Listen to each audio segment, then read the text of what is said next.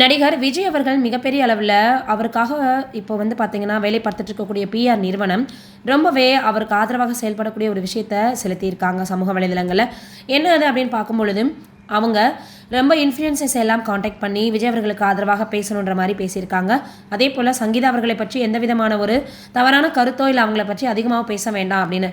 இது விஜய் அவர்களின் தனிப்பட்ட மற்றும் அரசியல் வாழ்க்கைக்கு மிகப்பெரிய அளவில் பார்த்தீங்கன்னா ரொம்பவே ஒரு அதிர்வலைகளை ஏற்படுத்தியிருக்கு. அவருக்கு தொடர்ந்து பார்த்தீங்கன்னா எல்லாமே இப்போது சறுக்கலாகவே இருக்குதுன்னு சொல்லி வராங்க.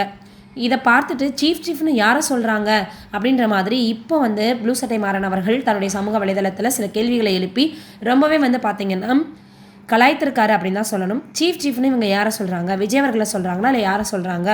என்னமோ போருக்காக மற்ற நாட்டு கூட போய் நம்ம சமரசம் பண்ணுற மாதிரி போர் தளபதி போய் பேசுகிற மாதிரி பில்டப்லாம் கொடுக்குறாங்களே, அப்போ இவங்க யாரை சொல்கிறாங்க அப்படின்னு. விஜய் அவர்கள் இப்போது மும்முரமாக ரொம்பவே தேர்தல் பணிகளில் ஈடுபட்டு வந்துட்டுருக்காரு. இந்த சூழலில் இப்போ என்ன இருக்குது அப்படின்னு பார்க்கும் பொழுது விஜய் அவர்களுக்கு ஆதரவாக இந்த மாதிரி பிஆர் டீம் இன்ஃப்ளூயன்சஸை யூஸ் பண்ணி அவருக்கு ஆதரவாக சில விஷயங்களை பேச சொல்கிறாங்க. ஆளும் கட்சியையும் அதே போல் பார்த்தீங்கன்னா மேலே இருக்கக்கூடிய ஒரு கட்சியையும் இணைத்து அவங்க 2 பேரும் சதியால் தான் இந்த மாதிரி நடந்திருக்குன்னு விஜய் அவர்களுக்கு ஆதரவாக பேச சொல்கிறாங்க.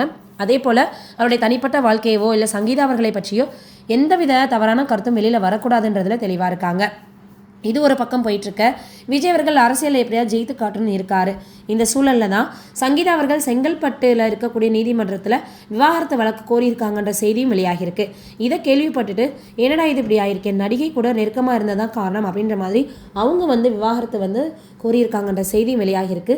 இந்த விஷயம் இப்போ சமூக வலைதளங்களில் மிகப்பெரிய அளவில் அதிர்வலைகளை ஏற்படுத்தியிருக்கு. தொடர்ந்து எல்லோருமே இதை பற்றி தான் பேசி வந்துட்டுருக்காங்க. உண்மையிலேயே சங்கீதா அவர்கள் எதற்காக இந்த மாதிரி விவாகரத்து கேட்டிருக்காங்க, இது உண்மைதான்.